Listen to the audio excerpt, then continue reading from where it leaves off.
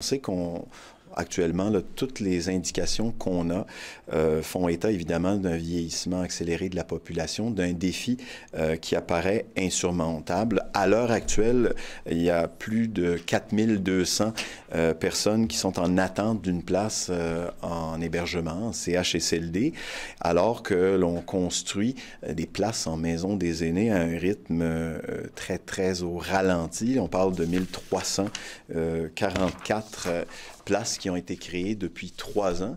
Et puis, si on se projette dans l'avenir pour l'hébergement, c'est 2500 places par année qu'on devrait créer d'ici 2040 pour faire face aux défis si l'on garde le modèle actuel.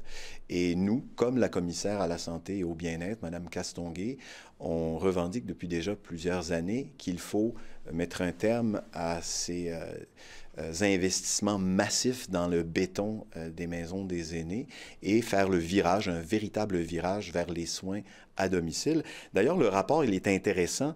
Ça s'appelle « Bien vieillir chez soi », une transformation qui s'impose.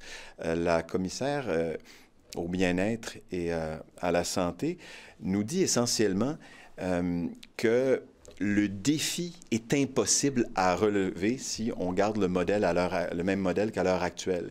Il y aura un défi d'infrastructure, il y aura un défi financier. On parle de 9 milliards d'investissements qu'il faudrait faire dans l'hébergement d'ici 2040.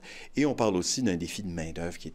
Les 3 défis sont insurmontables. Donc, le virage, ça constitue une refonte des 6 programmes là, qui sont entremêlés, qui sont mal compris, puis dont l'administration est fortement déficiente. Les 6 programmes pour les soins à domicile, le maintien à domicile, donc changer et améliorer la gouvernance, investir évidemment dans ces services, c'est une condition pour pouvoir relever le défi qui nous pend au bout du nez. Il y a plusieurs statistiques que je pourrais vous offrir encore pour ajouter à la démonstration, mais on y reviendra tout à l'heure. D'ailleurs, malheureusement, on ne pourra pas débattre de cette question-là avec la ministre responsable des aînés, Mme Bélanger, qui, semble-t-il, a d'autres occupations ce matin, mais ce sera plutôt avec le ministre de la cybersécurité, ministre Kerr, avec qui on discutera du vieillissement de la population. Alors, j'ai hâte de voir ce qu'il pourra apporter comme réponse à nos questions, nos interventions, nos commentaires et nos propositions.